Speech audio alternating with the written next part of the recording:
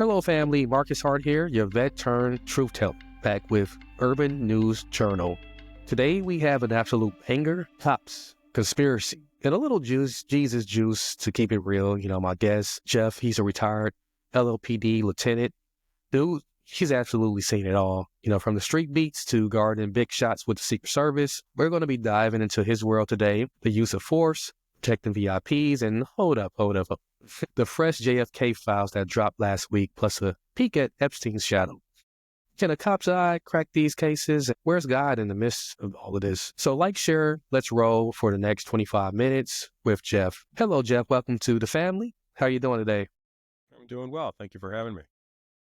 Yeah, straight out of Ohio. You're calling out of LAPD lieutenant. That's really heavy stuff. Been in the chaos, Iraq 2006, convoy blown apart, PTSD, training me. But you got your own war stories on the LA streets, and the wildest thing is you saw how it shaped how you police. Yes. I mean, it's really, my policing experience began back with my upbringing, really. And I have a unique background. I was born to a teenage mother, and she put me up for adoption. I lived in a foster home for a short period of time before being adopted. And my parents wanted to have 4 children 1 year apart. So they already had my sister, who's their biological daughter. Then they adopted me. They adopted my brother, who's Japanese. And then they fostered my foster sister, who's Black. So I grew up in Ohio in the 60s and 70s with a multiracial family. It was a unique experience, which gave me a different lens in which I looked at my law enforcement career through. So all the aspects and things that I was exposed to impacted me in a different way because the perspective I had was very different than my peers, generally speaking. I like that. And a lot of times when people look at law enforcement, they don't really consider, the background they're coming from. They just try to paint all law enforcement across the board. And I don't believe in that. And I don't think that's right, but we live in a culture that, especially now, compared to even the 60s, it was kind of tough too. But, even now where they try to create enemies and try to create people who are the heroes as you're birds of a feather flock together, that's not right. I really appreciate you, you sharing that. And, I appreciate, your diverse mindset. I had a teenage mother, but, she didn't put me up for adoption. So I can imagine how tough that is. We have our niece right now who's apart from her mother. So, I have a little insight into, what that might feel like.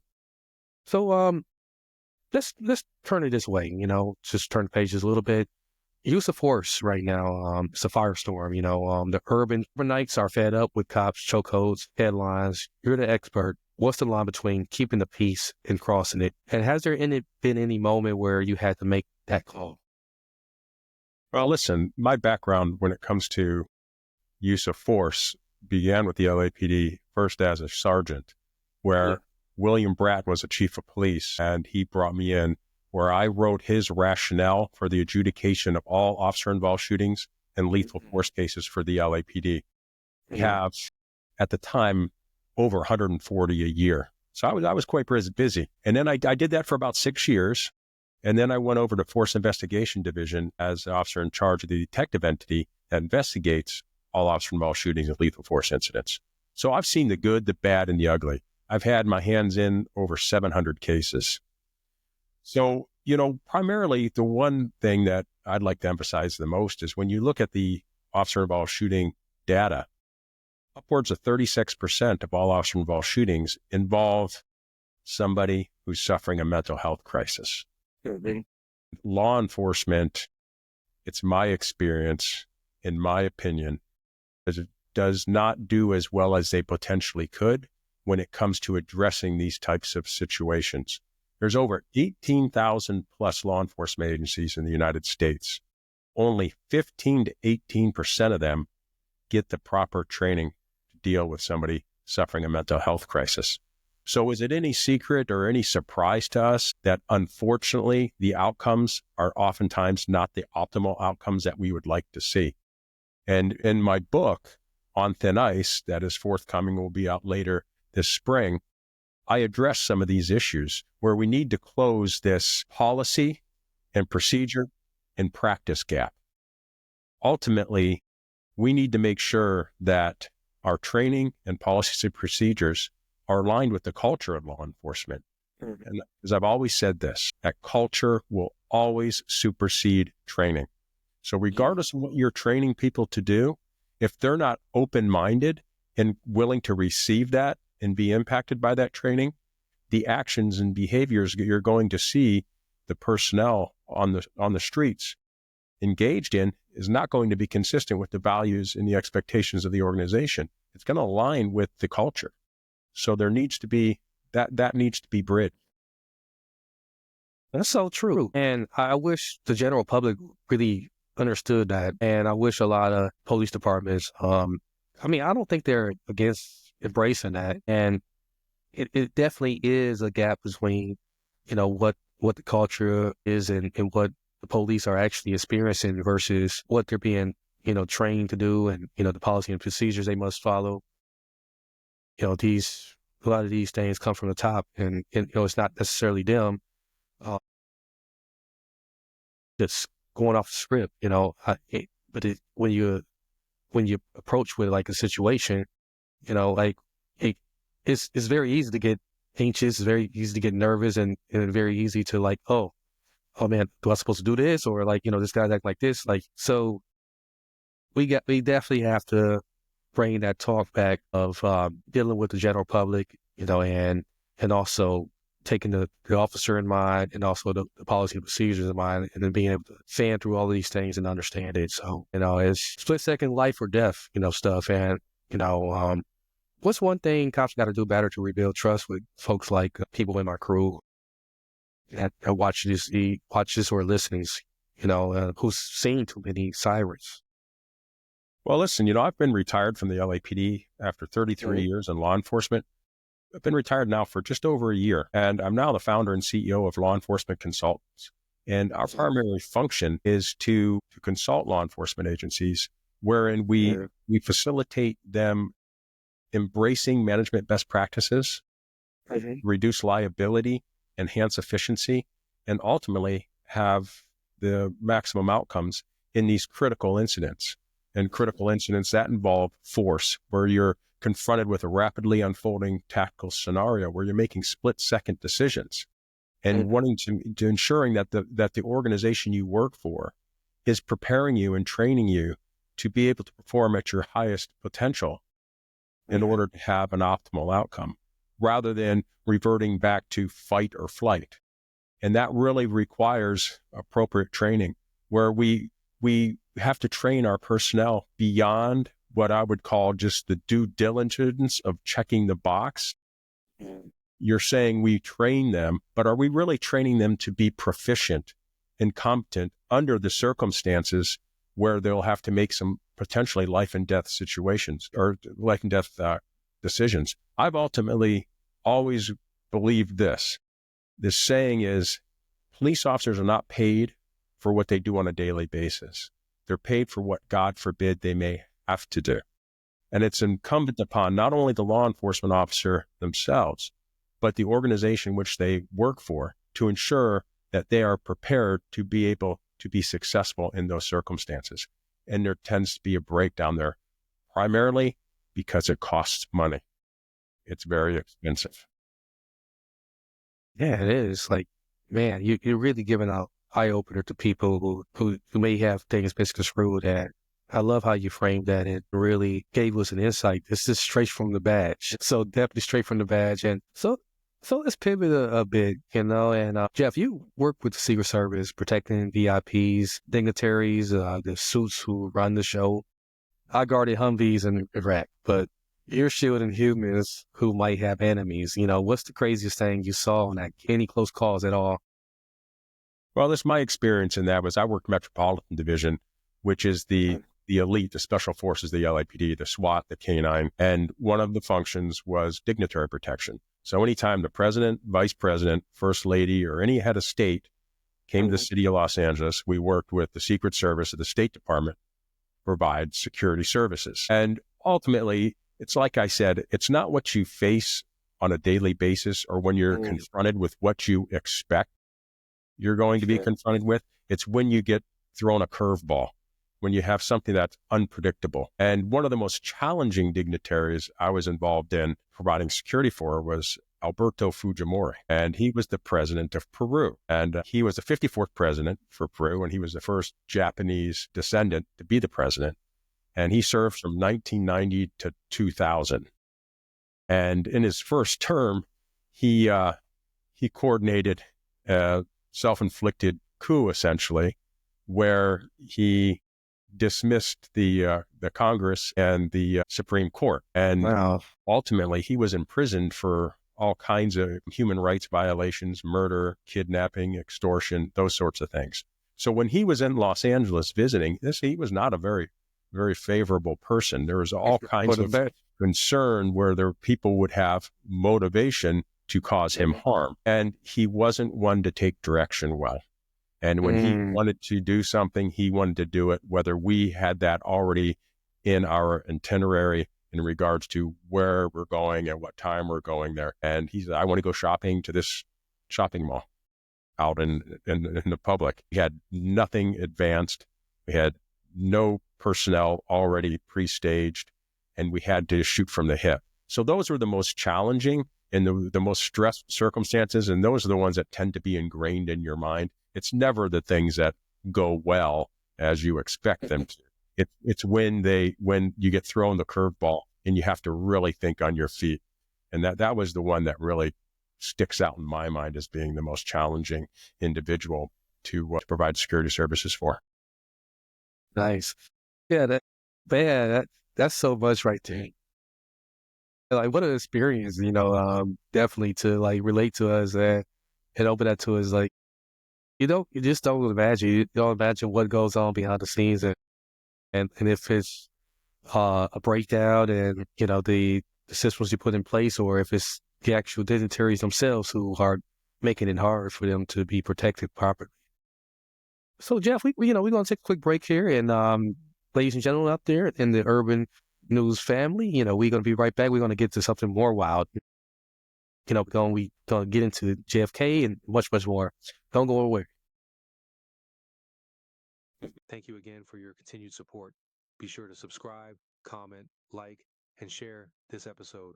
We have special offers and more information on our guest in the episode description. Click these links now or after finishing the episode. Okay, welcome back, Urban News Journal family. We got Jeff with us, who's been taking us on a wild ride and, giving us some real behind-the-scenes stuff that, you won't find anywhere. There's other podcasts that can do it, but we blessed with Jeff today. So, the last cliffhanger that you left us with, it made me think of JFK, Dallas 63, Secret Service on high alert. You ever think about that day, and how protection might have felt, and what would have you done differently and knowing what you know now? I actually was just down in Dallas a couple months ago, and I was there with my 13-year-old son, and we went to Daley Plaza and went into the building and, where the Harvey Oswald allegedly was, and saw the window in which he fired from. And what was quite interesting was that the location, when you physically go there, how small it actually is, and you see actually how vulnerable the president was, and how small the grassy knoll and that whole area. I walked the whole thing because, like I told you earlier in the prior segment, I was talking about my background in officer-involved shooting incidents. So I put that cap on, where I'm looking at what I know from an evidentiary standpoint and trying to come up with my conclusions based on my expertise in evaluating these types of shooting scenes. And it is quite a unique experience. But I got to tell you, if you look at it from a historical standpoint, JFK was there for a purpose. There was some issues with the liberal senator, Ralph Yarborough, and the conservative governor, John Connally. And basically, JFK was there to try to help with the PR and the political relation element of things. That's why he decided to have an open limo versus a closed one. And things could have been very different because it was raining that morning when they landed, and it stopped just as they were to take off and get into the motorcade, and they proceeded to have the open roofed motorcade. But things very well could have been very different and would have changed the history of this country had the weather been just slightly different. That's amazing. I mean, that begs even more of a question. Like, who would have knew that, like, ahead of time, like, hey, this guy's about to be in a convertible. That's what kind of creeps me out, and it's kind of eerie, similar to the Pennsylvania thing with Trump. In a way, like, this is a perfect position to get a fire off a shot, and and yet, like, nobody knows how. Nobody knows nothing. So speaking of, like, JFK, those new files drop, um, and that's how we get to Conspiracy City here. Jeff, the JFK files hit March 18th, 2025, and they're pretty spicy. The docs show a psychological stress evaluator test on Dallas cops, stress through the roof, and that they might have framed Oswald as a fall guy. That appears in, like, document 104-10433, 10209. So you're a cop. You investigated. Does that smell like a setup to you at all? Especially, you haven't gone to the actual site. I would say no, because this is the one thing I would share. In all of the investigations that I was involved in, which is hundreds, when you're creating the report, which is the official document of what occurred, you're looking at all of the evidence in its totality. So you're looking at statements of the involved shooters, witness statements. You're looking at physical evidence, ballistics. You're looking at video, whether it's today's day and age, body-worn video or in-car video of police officers, or if it's security video of the area, or in this case, people that were taking photographs during this time in Dallas. You have to look at all of that. And listen, never have I ever seen all of the evidence be able to reconcile everything. Essentially, what you're doing is you're creating the narrative in that report that the preponderance of the evidence suggests is the fact pattern of what actually occurred. And you will always have things that you're going to be able to look at and say, I'm having a difficult time reconciling this element of the evidence. Yeah. But when looked at, not in a vacuum, but in the totality of all the evidence you have, it becomes very clear what actually occurred. And what happens with these conspiracy theorists is they focus on, oftentimes, an element of the investigation without peeling back the onion and asking the next question. When you're talking about being an investigator of these types of incidents, and listen, I've investigated things of this level, not with a president being shot, but I was the officer in charge of the detective entity investigating the shooting at LAX when there was a TSA officer that was shot, killed. And so I was working with the FBI and the federal agencies in putting together this entire investigation so it could be presented. And at the end of the day, it's very complex, but you can't look at it little item in isolation, because you're going to be able to run with that all day long and create conspiracy theories. Now, really, who's to blame? Law enforcement. The reality is it's important to be effective in your messaging after a critical incident and getting the information out that you need to. Now, there's really different reasons why law enforcement won't disclose information. First and foremost is, and unfortunately, it's true, that they won't release information because it'll cause people to be critical of the law enforcement agency. And that's an issue. The other one is there is investigative integrity they have to maintain. That's a valid excuse and a valid reason. And lastly, which is also a valid reason, is you have to take into consideration the impact that it will have on society. Will you cause panic? Will you cause society to come to, have a sense of paralysis out of fear? And that could be, in regards to releasing information about potential terrorist threats, so that sort of a thing. Yeah. Those are the generally, in my experience, the three reasons why law enforcement agencies withhold information. But, we don't have to look too far back to where we see a very poor mismanagement of information. On New Year's Day down in New Orleans, the information that was being released was not only erroneous, but it started leading people to have political opinions about things that weren't accurate, where there's information being released that the suspect came from Mexico and that, this was a border issue and all those sorts of things. And all that does is create more problems. So really the problem here is law enforcement executives generally are not experts. They are not properly trained, nor through inclination are they very effective in messaging and releasing information after critical incidents.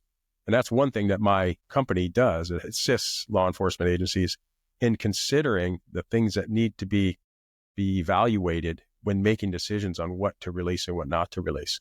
And so you can control these narratives if you get that information out. Mm-hmm. I wonder, like, how much of that, like, really affects each individual agency that's kind of like forced, like, kind of gets forced. We could say force, or would you say, like, they have to collaborate on the investigation and they all have the different pieces. Is there any risk of, like, confirmation bias coming in there, or, like, some things that may sway them to, like, oh no, we're going to keep this away, we're, like, is there any of that, like, that's possible?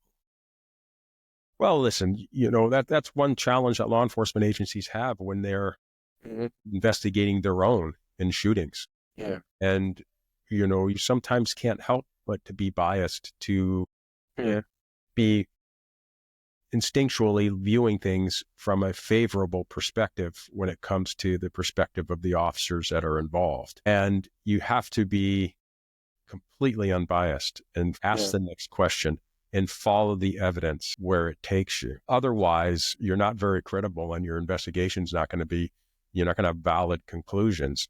And that I'm all for. I came from the LAPD, where we worked with the Office of the Inspector General for the city of Los Angeles. And we had to collaborate with them. And they oftentimes had some questions that we perhaps hadn't even considered, but were very important and required that additional questions be asked. And I'm all about inclusion. It's about creative encounters and including people, most importantly, people that may have a conflicting opinion than you, or that may have a different perspective, because it's never about being right. It's about getting it right. And that requires that you're open to inviting all the diverse opinions and attitudes and perspectives to the table when it comes to oversight and evaluating and making the best judgments in the management of a law enforcement agency. Yeah, I recall, like, writing a report for incidents.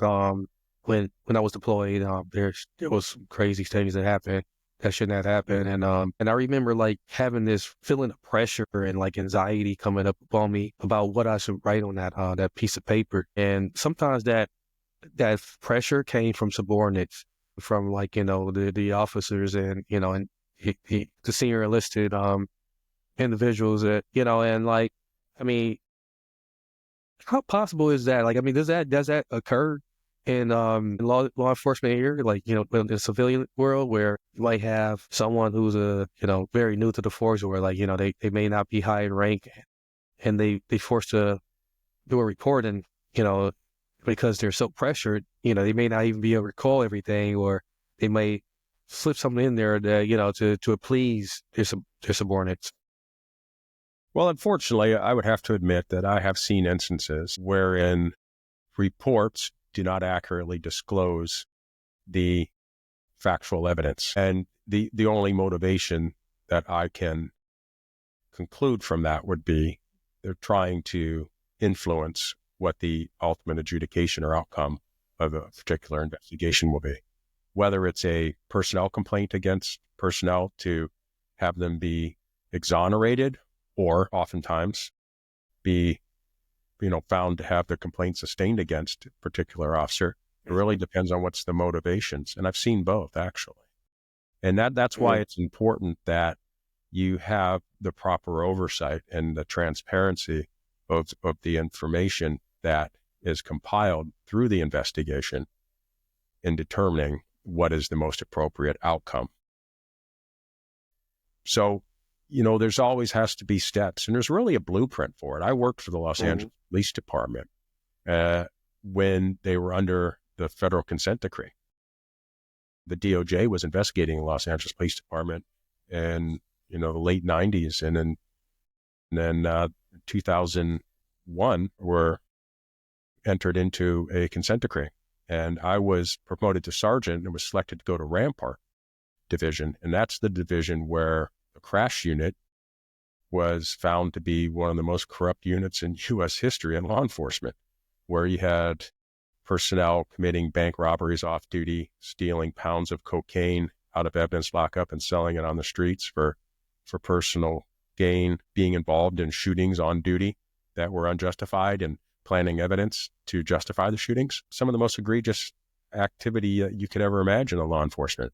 And not only was I brought to Rampart to be part of that leadership and management team to clean things up, I was then selected to be the officer in charge of the Rampart Gang Enforcement Detail, which replaced the crash units, which were disbanded citywide to now address gang crime in various divisions within the city. So I have a very strong understanding of the blueprint that's necessary for managing law enforcement agencies to ensure that we're policing in a constitutional way where we're applying laws and our actions are consistent with the authority that we actually have. And, the reality is unfortunately, there is no national standard for policing. Each state is the one who grants the officers of the state their authority as law enforcement officers. And the reality is the average police officer training prior to getting on the streets is 860 hours of academy training. Now let's put that in context. To apply for your cosmetology license, you need nearly twice that many hours. So as a society, what are we doing? Because the answers are out there.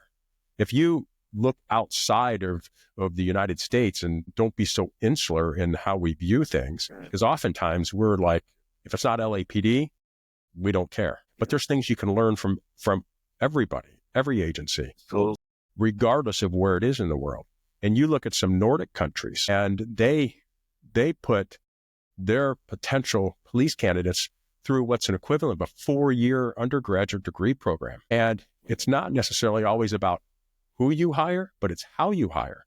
What they do is they evaluate them throughout those years of training to determine how well they receive that training. Are they critical thinkers? Do they have empathy and compassion? Are they problem solvers? Are they open-minded? And, those are all characteristics that I don't think you or I or anybody would argue are characteristics that we want our law enforcement officers to have. So you look at those agencies over the Nordic countries, and they're looked at favorably by the public. Where if we look at now here in the United States, police is, as my book says, on thin ice. We need to make some changes. Yeah, we absolutely do. I mean, I'll definitely circle back to, there's one point you had in there. Man, you're really, giving us the gospel here, and at the same time, letting us know where we as a society is failing, failing our officers, and, we failing ourselves by not, having that open dialogue and be able to hear and learn from everybody. So, I'm really, I'm blown away by this. And to get to this,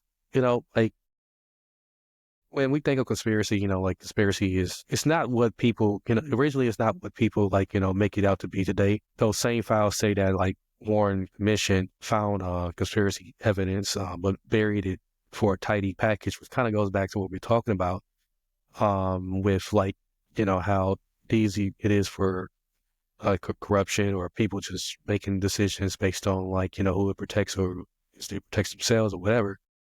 But then we have Carlos Marcello, Mafia boss, possible contract on JFK, BI, maybe hiding it. You can look that up in document 104-337-10030. So what's your gut on the Mafia angle, the cops, the mob, Dirty Dan's, especially, you just mentioned that you have seen it where, cops go rogue, and it could be for any number of reasons. Well, I believe that the evidence suggests that Lee Harvey Oswald, he acted alone. Do I Do I think we will ever know fully what were his motivations? I don't believe so. However, I do believe that he did act alone. But who knows what was impacting him to make the decisions, take the actions that he did. I don't know. So, it's hard to have an opinion on that other than, my mind is wired because of my 33 years in law enforcement to just really look at the concrete evidence and form my opinions based on things that I can articulate a reasonable and logical rationale for the position that I take. Really, we look at that period in time. We had the onset of the Vietnam War. We had the Cuban Missile Crisis. We had the civil rights movement.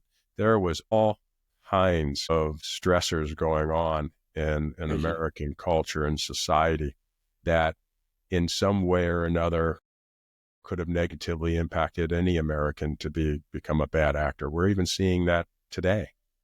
So it's really difficult to say, but at the end of the day, I don't believe that there was a second shooter or anything like that.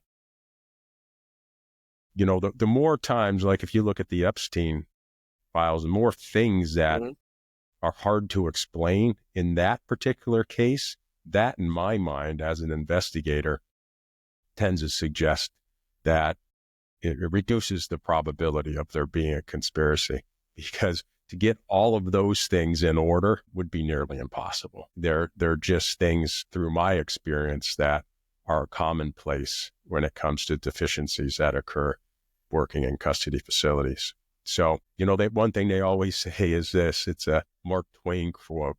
It's that a lie will get halfway around the world while the truth is still putting its shoes on. And there is some truth to that. It is, kind of like that popcorn game that like they taught us in elementary schools. So yeah, concrete evidence and hard facts, they will trump any of that crazy thinking that people like find themselves going down the rabbit hole looking at it. And how sometimes it is like not so much of the elite cover-ups, the justice dodging. I mean, sometimes it can be a combination of that, but it may not be as deep as what people think it is. So with these Epstein files, like you've seen systematic rot, any parallels at all between the Dallas mess and the Epstein elite protection racket? Well, the parallels is the failure in the release of information, essentially. And it's that release of information that causes people to develop these conspiracy theories. And, we even saw that with the Butler, PA, with the first Trump assassination attempt, the lack of information that was being disclosed by the Secret Service and the FBI who was investigating it. It caused people to have all kinds of conspiracy theories. And that's unfortunate. We need to improve as law enforcement agencies in regards to identifying the critical information that is appropriate to disclose and disclosing it in a manner where it can be digested and understood by the general public, wherein people can make some reasonable conclusions on their own rather than rely on conjecture or hypotheses or random thoughts. So that's what's really important. But, I have just zeroing in on one piece of evidence. The Epstein thing, because he was meant to have a cellmate. Well, cellmate was moved out the day before and had cameras outside his cell that weren't working. You had the gentlemen that were supposed to be doing 30-minute checks, and that didn't happen. All of those sorts of things, because when you look at the salacious nature of the charges and how all these powerful people and potential celebrities and politicians could be, involved in what was going on with him, it's easy to ask those questions, but I don't see none of that. None of the evidence that I've seen, even to the stuff that is concerning or discrepancies, rises a level where I believe it was anything other than a suicide. Yeah. I'm not quite sure. Like everybody involved, like did they due diligence to like interview people, and all these different things. If it was more to it, at some point it'd be leaked out. So yeah, that's truth bombs there that you dropped today, man. And I know I'm holding you quite long now. I'm a Jesus freak, Jeff, and the temp, there was a temp miracle in Iraq when I was deployed that flipped my life. And you've seen justice fall from the streets of conspiracies. With air quotes behind here. So where's God in this? God in this? This is my last question for you, by the way. The JFK, Epstein, broken systems. How do we chase truth without losing hope? Because I think that's what we need more of. Well, at the end of the day, it's about relationships.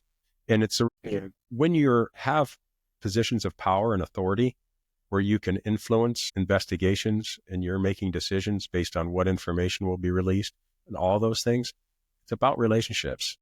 It's about guidance. And it's important that you have a relationship, whether it's personal decision to have it with God or it's with mentors or people throughout your life that can help give you guidance to make sure that you stay on the righteous path. Because at the end of the day, in law enforcement, in the power that you have and authority that you have in law enforcement, it's very easy. All of us are susceptible to potentially going down the wrong path. So regardless of what a person's, political ideology or religious beliefs are, it's important to be spiritual in one way or another, wherein it will help direct you and keep you going down the path you need to be going down and making sound, justified decisions that are bound and based in integrity. Yeah. Facts. I think that's the only way towards, really finding redemption. Redemption is the real fix. And it takes relationship to be able to redeem what's broken. And in Psalms 89:14, it says like justice and righteousness, foundation of your throne. And I'm quite sure that, like things like ideas like that let you know that justice ain't just a badge. It's absolutely a calling. So let's wrap this up. Tell us where we can find your book again. And, if we want to get in contact with you, whether we need consulting or anything like that. Okay. Well, my book, again, it's called On Thin Ice, and you can find a landing page at jeffwenninger.com. And on that page, you put in your personal information as well as your email, and then you'll be receiving a newsletter. The book will be out later this spring. And you can also find me on social media, both Facebook and LinkedIn at Jeff Wenninger. And my company is at Law Enforcement Consultants, LLC.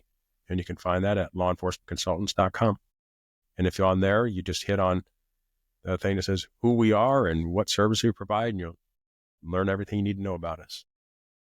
Excellent. Jeff, your guys you dropped heat today, man. And from the LAPD grid, the VIP's secrets or insight, and the cop's eye on JFK and Epstein's shadows, the key takeaway from this today that I got out of it is truth's messy, but, faith keeps us fighting, and what hit hardest was, the fact that like redemption and relationships is how you kind of find your way wiggling through to like find the truth, or like just hold on to the facts and the evidence that matters, and not so much like having this confirmation bias or all of these other outside influences that may sway you away from the truth. Yeah. So listen, Marcus, I'll be honest with you. It's all about having courage, and that courage is guided by your faith and your guiding light. And it's important to be able to have the courage to be honest. And when it comes to law enforcement, you have to be honest about our history. You have to be honest about where we currently are in order to know where we need to go. The history of law enforcement is quite embarrassing. Police and law enforcement here in the United States started with slave patrols. And that's a history that we have to be aware of and acknowledge and understand the impact that history has on how we're policing today and what we need to do to overcome those impacts from our sordid history. And we have to be honest about where we are and how well we actually really are doing, and make sure that we're applying effective measures of effectiveness, that we can determine what's the best way forward. And that's what I talk about in my book. And people will say, you're not being loyal to law enforcement. And they say that because I'm being honest. And sometimes honesty means disclosing some things that aren't favorable. And they required the tough conversations. But without them, we won't know how or be able to move forward and make the changes that are necessary for the betterment of not only law enforcement, but the citizens which we serve. Love it. And that's a good drop off right there. Family, if you're listening, if you're, watching this, drop Justice Lives in the comment section. I'm praying over everyone here. And the links will be below for Jeff. And, he has that upcoming book on thin ice. I already told him that I'm going to give me a copy. I might give me an additional copy for someone who loves reading books that give us some insight and some things to ponder on. And so go connect with him and like this, share it with your crew. Tired of the system lies and the conspiracies? Let's wake everybody up. So subscribe to Urban News Journal. We drop fire again on Sunday at 6 p.m. Central Standard Time. Jeff, once again, you're a real one. Blessings to you, bro. Until next time, everybody, keep seeking, keep believing. I'm Marcus Hart. Aerospace Medical Center, with the help of all those who labor in the space endeavor, with the help and support of all Americans, we will climb this wall with safety and with speed, and we shall then explore the wonders on the other side.